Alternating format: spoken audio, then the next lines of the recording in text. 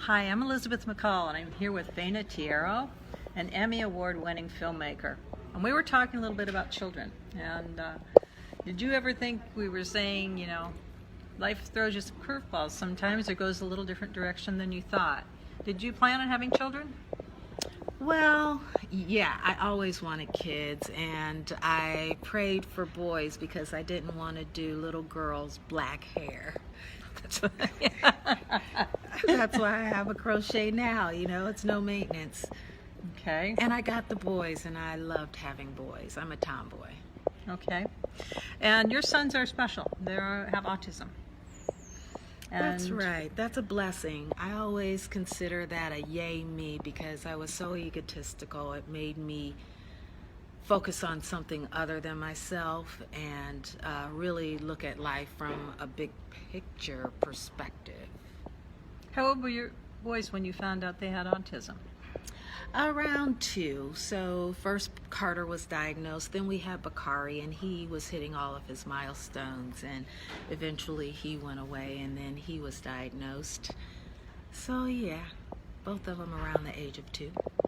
Now, in your role with news and editing, had you had any background or experience with autism before the children? Yeah, okay, so the kids are 21 and 23, so back in late 90s, autism was being talked about. Very few cases.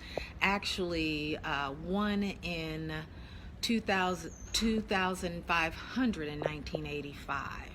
And now it's 1 in 59 children. So, whoa, wait a minute.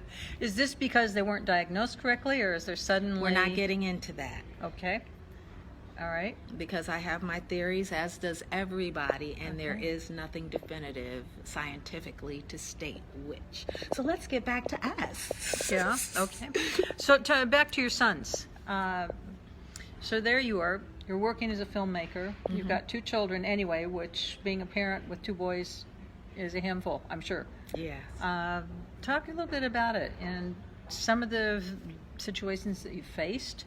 Well, now it's not too work, bad, Elizabeth, because Bakari's in a group home, but I do have to travel an hour plus, really sometimes 2 hours in traffic to visit him once a week, but I love being with him. And I have to keep my eye on Carter. He's in college. He's the oldest one, right? Yeah, he has a part-time job, but we have to keep him focused on goals and continuing to advance his life.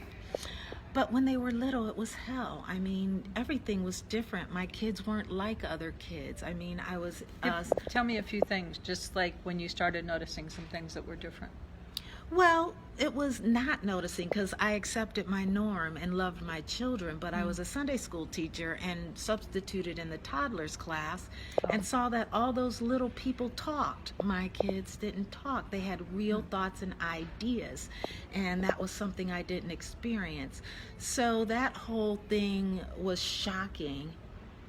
But really, it was just hard dealing with their behaviors and their anxieties and food. Gluten-free. You were telling me about gluten-free. Gluten-free, What is free this? came in vogue, I believe, because of autism. I used to have to go to birthday parties with our gluten-free cupcakes because it's all related to the gut. And the gluten-free, casein-free diet does help autistic individuals, many of them. Oh, that's interesting. Yeah, well, so it was hell. It's better now, and I'm always there when people introduce me to other parents to hold their hand and let them know they will get through whatever it is they're going through. Okay. Well, if you enjoyed our time together, please let us know, and we'll take you behind the scenes with this incredible mother and filmmaker and talk about more of what she's doing. And you will come back? We can talk to you again? We will. We're going to do it in different outfits. And different outfits, we promise. promise. We'll keep this series going.